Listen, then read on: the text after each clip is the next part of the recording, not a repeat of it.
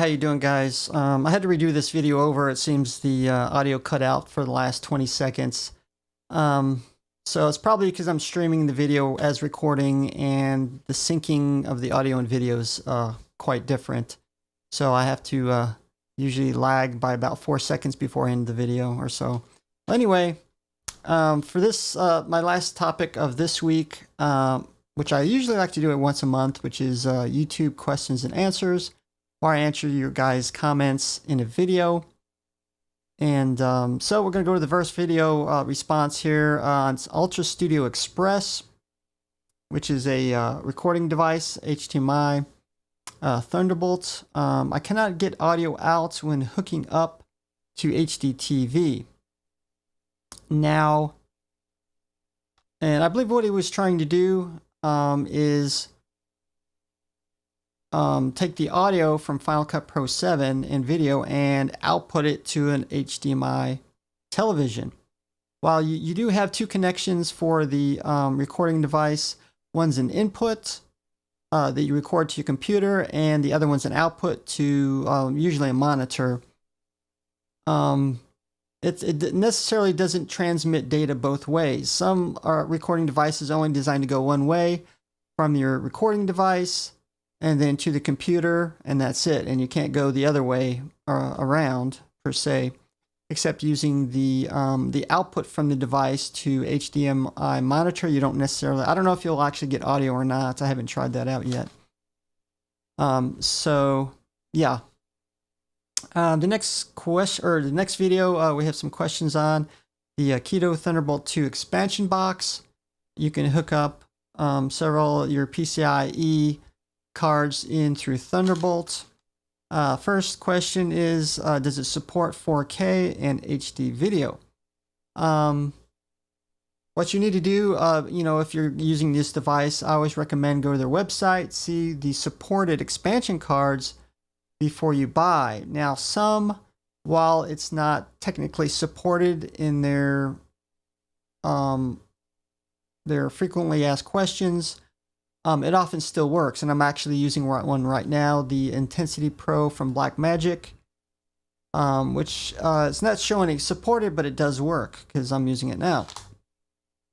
But yes, it will support 4K and HD video if you're using the supported card. They also mentioned, does it have hard drive support or something like that?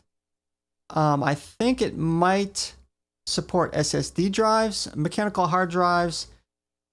It's going to be kind of, I don't think it really worked because there's really no mounting for the hard drive inside the enclosure. There's better third-party solutions for Thunderbolt and or other standards such as USB 3, for instance, USB 2, whatever. Okay, we actually got another question also on the same video. Can I use this device to record laptop output to HDMI?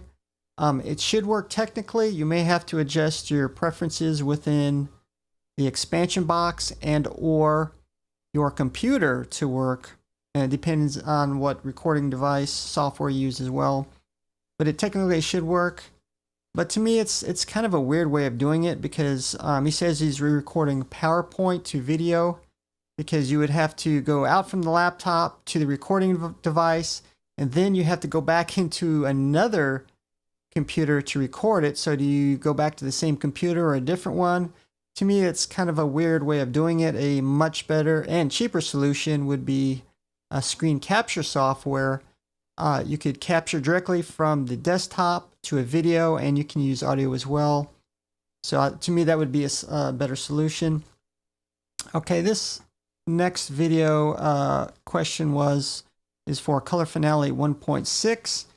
He says it is not activated on Final Cut Pro for some reason.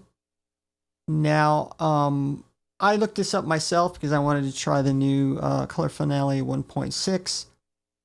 And now you need to do this through the desktop application, not from within Final Cut Pro 10 or Final Cut Pro 7 or whatever is supported. Use the desktop app to update it, and they actually got a little button on there. I think it says start or restart Final Cut Pro. And then from there, it should, once you restart it, it should work. If not, obviously, you probably need to talk to the developer if you have any problems. But it seemed to work for me fine. Hopefully you can get it working. This next video I had some questions on. Does Microsoft innovate more than Apple? And I put no in my reasons. It says, great video, but you need statistical data when you refer to a niche user group. But now the very word niche makes it hard to find really any data for a very small user group. Considering most products, they don't always give you selling statistics.